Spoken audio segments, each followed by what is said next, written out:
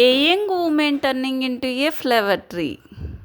ఒక దేశంలో ఒక మహారాజు ఉండేవాడు. ఆ మహారాజుకి ఒక రాకుమారుడు ఉన్నాడు.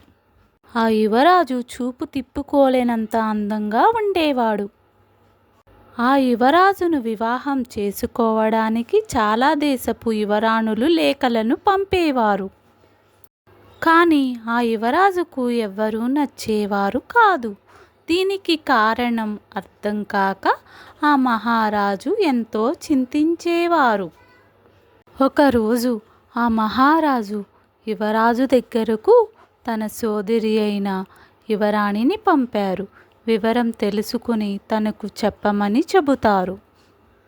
చిత్తం ప్రభు అనే ఆ సోదరి అయిన యువరాణి ముందుకు కదులుతుంది. తన సోదరుడు అయిన యువరాజు దగ్గరకు వెళ్ళి కారణం చెప్పమని అడుగుతుంది. అప్పుడు ఆ యువరాజు తన కోటకు వచ్చి ప్రతిరోజు దేవుడికి పూలు ఇచ్చే అమ్మాయిని ఇష్టపడుతున్నానని చెబుతాడు. ఈ సమాచారాన్ని మహారాజు దగ్గరికి తీసుకుని వెళ్ళగా అప్పుడు ఆ మహారాజు నిరాకరిస్తాడు.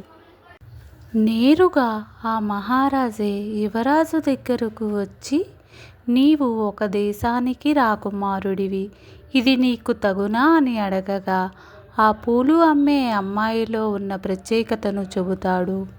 ఆ ప్రత్యేకత గురించి తెలుసుకున్న మహారాజు యువరాజు ఇష్టప్రకారమే తను చెప్పిన అమ్మాయితో వివాహం జరిపిస్తారు.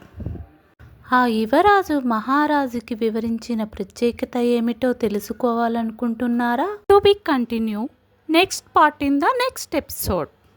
నెక్స్ట్ ఎపిసోడ్ చూడడానికి లైక్ చేయండి, షేర్ చేయండి, సబ్స్క్రైబ్ చేసుకోండి.